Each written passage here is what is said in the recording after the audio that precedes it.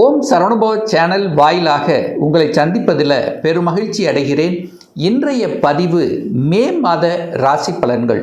இந்த மே மாதத்தினுடைய கிரக நிலைகளை பார்க்கலாம். அப்படி பார்க்கும்போது மேசத்தில் சூரிய பகவானும் புதன் பகவானும் அமர்ந்திருக்க, ரிஷப மனையில் சுக்கிரன் வீற்றிருக்க, மிதுன மனையில் குரு பகவான் அமர்ந்திருக்க, ராகு பகவான் பார்த்தீங்கன்னா கும்பத்திலும், கேது பகவான் சிம்மத்தில் அமர்ந்திருக்க, சனி பகவானும் செவ்வாயும் 2 கிரகங்கள் மீன மனையில் அமர்ந்திருக்கு. ஸோ இந்த மே மாதம் கிரகங்களுடைய பெயர்ச்சி என்ன இருக்குது அப்படின்னு பார்க்கும் பொழுது, இந்த மே மாதம் 11ஆம் தேதி செவ்வாய் பகவான் மீனத்திலிருந்து மேசமனைக்கு பெயர்ச்சி ஆகிறது. அதே போல் சுக்கிர பகவான் பார்த்திங்கன்னா மே மாதம் 14ஆம் தேதி சுக்கிர பகவான் ரிஷபத்திலிருந்து மிதுன மனைக்கு பெயர்ச்சியாகிறார்.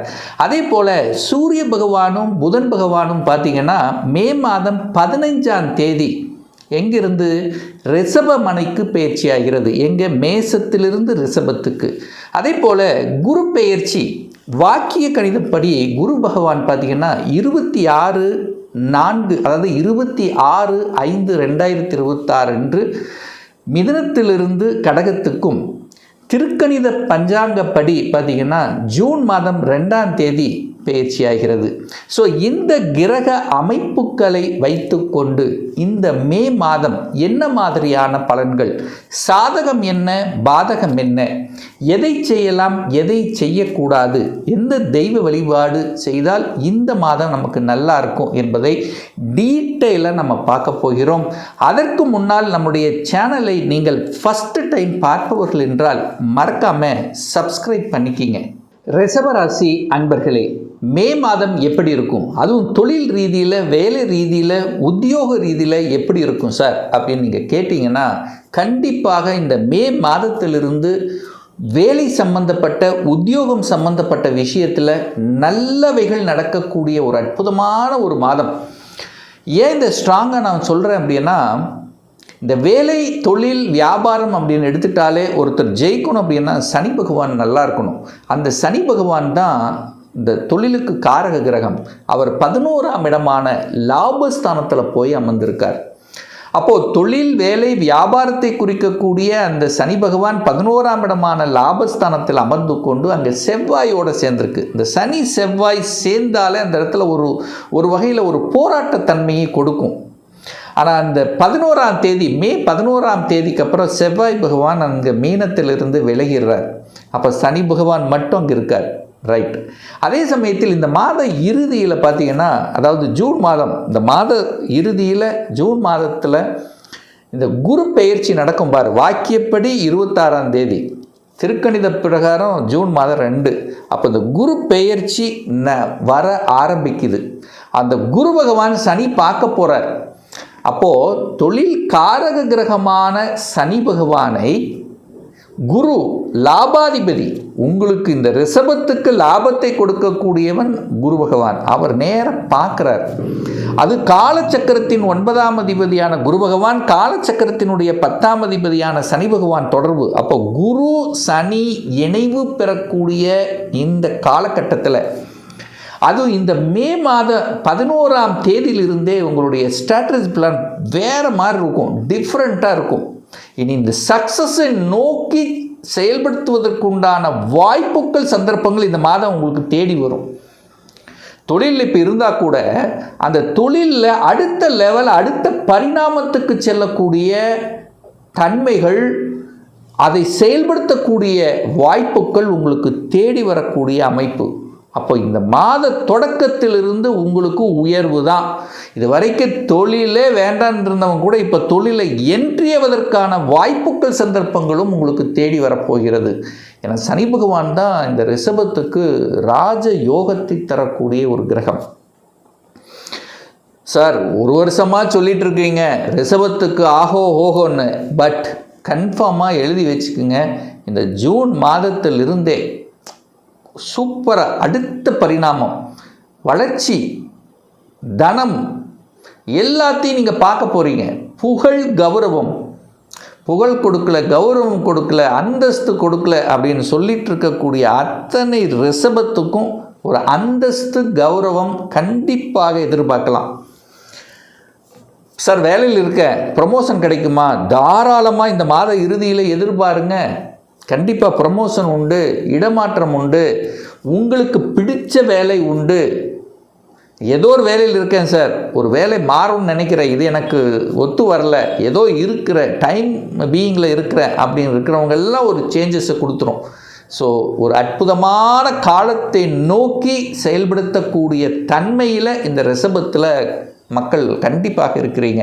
அதுவும் பாருங்கள், உங்கள் ராசிநாதனான சுக்கிரன் ஆட்சி பலம், ராசிநாதனான சுக்கிரன் ஆட்சி பலத்தோடு உட்கார்ந்துருக்கார்.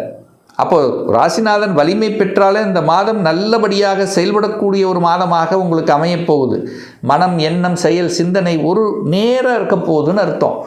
ஒரு சிந்தனை இருக்குது, எதையாவது செயல்படுத்தணும், எதையோ சாதிக்கணும் அப்படிங்கிற அந்த வேகம், விவேகம் கண்டிப்பாக உங்களிடத்தில் ஏற்படுத்தும். பெரிய மனிதர்களின் தொடர்புகள்ங்கிறது நிச்சயமாக இந்த மாதம் உண்டு. நல்ல நண்பர்கள் கிடைக்கக்கூடிய ஒரு நல்ல மாதம். பொருளாதார உயர்வை சந்திக்கக்கூடிய, பொருளாதார ஏற்றத்தை ஏற்படுத்தக்கூடிய, நல்ல ஸ்ட்ராட்டஜி பிளான் வகுக்கக்கூடிய ஒரு மாதம். நல்ல நல்ல தொழிலாளர்கள் கிடைக்கக்கூடிய ஒரு மாதம். தொழில் இருக்கிறீங்கன்னா புதிய ஒப்பந்தங்கள் எதிர்பார்க்கலாம். வித்தியாசமான, டிஃபரண்டான, நீங்கள் எதிர்பாராத ஒரு ஒப்பந்தம் உங்களுக்கு கிடைக்க காத்து கொண்டிருக்கிறது.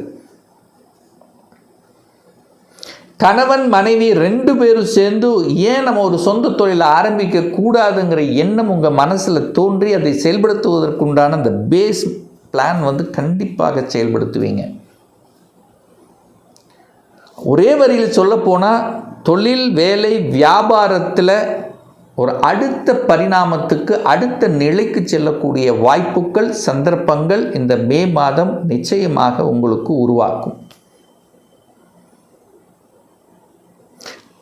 அடுத்து குழந்தை நலன் எப்படி சார் இருக்க போகுது? குழந்தை பற்றிய ஒரே கவலையாக இருக்குது. எங்கே சேர்த்துறது, என்ன படிக்க வைக்கிறது, இந்த மாதிரியான ஒரு கவலைகள் உங்கள் மனசில் ஓடிக்கொண்டிருக்கிறது அத்தனையும் இந்த மே மாதம் 14ஆம் தேதிக்கு அப்புறம் விலக காத்து கொண்டிருக்கிறது. இந்த சூரியனும் புதனும் 2 பேரும் 14ஆம் தேதி உங்கள் ராசியில் அமர்ந்து கொண்டு, புதன் புத்திசாலித்தனம் மிக்க அந்த புதன் பகவான் உங்கள் ராசியில் அமர்ந்து திக்பலத்தோடு வலிமையாக இருக்கக்கூடிய காலகட்டத்தில் நல்ல சிந்தனைகளை கொடுக்கும், தெளிவான புத்தியை கொடுக்கும். இதை இப்படித்தான் பண்ண போகிறோம், இப்படித்தான் படிக்க போகிறோம், இப்படித்தான் செயல்படுத்த போகிறோம் அப்படிங்கிறது ஒரு ஸ்ட்ராங் டிசிஷன் எடுப்பீங்க. குழந்தையை பற்றிய ஒரு ஸ்ட்ராங் டிசிஷனை எடுக்கக்கூடிய ஒரு காலகட்டமாக இந்த மே மாதம் 14ஆம் தேதிக்கு அப்புறம் நிச்சயமாக உங்களுக்கு ஏற்படுத்தும். குழந்தை பாக்கியம் இல்லாத தம்பதிகளுக்கு குழந்தை பாக்கியத்தை கொடுக்கக்கூடிய அமைப்புங்கிறது பிரகாசமாக இருக்கிறது. அதாவது ஏதோ ஒரு ரூபத்தில் உங்களுக்கோ உங்கள் குடும்பத்திலேயோ ஒரு சந்தோஷம் தரக்கூடிய செயல்பாடு இந்த மாதம் இருக்குது. சூப்பராக இது நடந்துருச்சு, ஒரு சந்தோஷமாக இருக்குது, ஹாப்பியாக இருக்குது அப்படின்னு சொல்லிக்கக்கூடிய அளவுக்கு இந்த மாதம் ஏதாவது ஒன்று உங்கள் குடும்பத்தில் நடக்க இருக்குது. ஹெல்த் பிரச்சனையாக இருந்தவர்கள், உடல்நல தொந்தரவு இருக்கிறவங்க, ட்ரீட்மெண்ட்டில் எடுத்துக்கொண்டிருந்தவர்களுக்கெல்லாம் ஒரு பாசிட்டிவ் பதில் கிடைக்கும். அதிலிருந்து வெளிவர போகிறீங்க. அப்பா, ஒரு சந்தோஷம். அதாவது என்னென்னா, ஏதோ நடந்துருச்சு, ஹெல்த்தில் அது பிரச்சனை, ஐடென்டிஃபை பண்ணி அதை ட்ரீட்மெண்ட் எடுத்து சக்ஸஸ்ஃபுல்லாக அதை கிளியர் பண்ணக்கூடிய ஒரு காலகட்டமாக அமைகிறது. அப்போ ஹெல்த் சம்பந்தப்பட்ட பிரச்சனையிலிருந்து விடுபட போகிறீர்கள் அப்படின்னு எடுத்துக்கலாம்.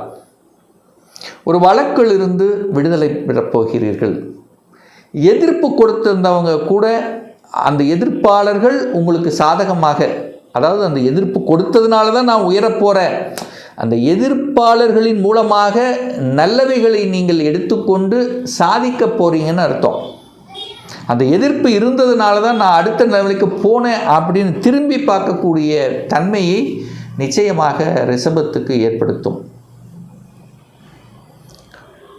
திருமணம் சார்ந்த சுப காரியங்கள் நடக்குமா? கண்டிப்பாக 7ஆம் அதிபதி, திருமண ஸ்தானத்தின் அதிபதியாக இருக்கக்கூடிய அந்த செவ்வாய் பகவான் ஏப்ரல் மாதம் அதாவது மே மாதம் 11ஆம் தேதிக்கு அப்புறம் ஆட்சி பலத்தோட ஸ்ட்ராங்காக இருக்க போகிறார். அப்போ இந்த மே 11க்கு அப்புறம் உங்களுக்கு திருமண வாய்ப்புகள், திருமணம் சம்பந்தப்பட்ட சுப காரியங்கள் தங்கு தடை இல்லாமல் நடக்கும். அப்போ 7ஆம் அதிபதி வலிமை பெறுகிறது. அது போக இந்த குரு பயிற்சி ஆகும் பாருங்க, ஆன பிறகு நேராக 7ஆம் இடத்தை பார்த்துருவார். அப்போது கண்டிப்பாக திருமண தடை விலகப் போகிறது இந்த ரிஷபராசி அன்பர்களுக்கு.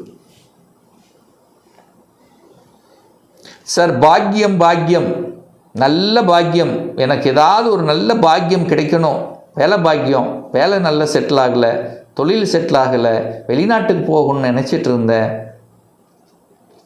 நல்ல கல்வி, ஒரு நல்ல இன்ஸ்டிடியூஷனில் போய் படிக்கணும்னு ஆசைப்பட்டேன், வெளிநாட்டில் போய் படிக்க போகிறேன். ஸோ இது மாதிரி ஒரு நல்ல ரொம்ப நாளாக உங்கள் மனசில் ஓடிக்கொண்டிருந்த விஷயங்கள், செயல்படுத்தக்கூடிய அமைப்புகள் இந்த மாத இறுதியில் நிறைவேறும். ஸோ இப்போது பிளான் பண்ணுறதுக்கு கரெக்டு. ஒரு எக்ஸிக்யூஷன் அப்படிங்கிறது இந்த மாத இறுதியில் கண்டிப்பாக நடக்கும். ஸோ வெளிநாடு, வெளி மாநில, அந்நிய தேச தொடர்புகளை கொடுக்கக்கூடிய அமைப்புகளும் சிறப்பு பெறும். நல்ல நண்பர்களின் உதவியோடு சில நல்ல விஷயங்கள் செயல்படுத்துவீங்க. குலதெய்வ அனுகிரகம் என்பது பரிபூர்ணமாக உங்களுக்கு கிடைக்கப்பெறுகிறது. இந்த கோபம் ஆக்ரோஷத்தில் இருந்த நீங்கள் இப்போ அப்படியே விலக போகுது. ஒரு நிதான போக்கை கடைபிடிக்கக்கூடிய தன்மை இந்த மே மாதம் 11க்கு அப்புறம் உண்டு. அது வரைக்கும் பார்த்தீங்கன்னா மே 11 வரைக்கும் எதுக்கெடுத்தாலும் கோபம் ஆக்ரோஷம் எடுத்தெறிஞ்சு பேசுவது இந்த மாதிரி இருக்கும். அந்த 11ஆம் தேதிக்கு அப்புறம் மே 11க்கு அப்புறம் உங்களுக்கு நினச்சது நடக்கக்கூடிய சில நல்ல விஷயங்கள் நடக்கக்கூடிய அமைப்புகள்ங்கிறது சிறப்பு பெறுது. குருவும் சுக்கிரனும் இணைய போகிறாங்க. குரு சுக்கிரன் இணைஞ்சாலே பணபரம் அப்படிங்கிறது உண்டு. பணத்துக்கு பிரச்சனை இருக்காது. பணம் ஏதோ ஒரு வகையில் குவிக்க போகுது. ஏன்னா 2ஆம் இடத்துல குருவும் சுக்கிரனும் இணைய போகிறது. எப்போ இணைய போகிறது? மே மாதம் 14ஆம் தேதி குரு சுக்கிரன் 2 பேரும் 2ஆம் இடத்துல உட்கார்ந்து நேராக 8ஆம் இடத்தை பார்க்குறார். அப்போ 8ஆம் இடம் என்பது ஒரு வலியை தரக்கூடிய விஷயங்கள்.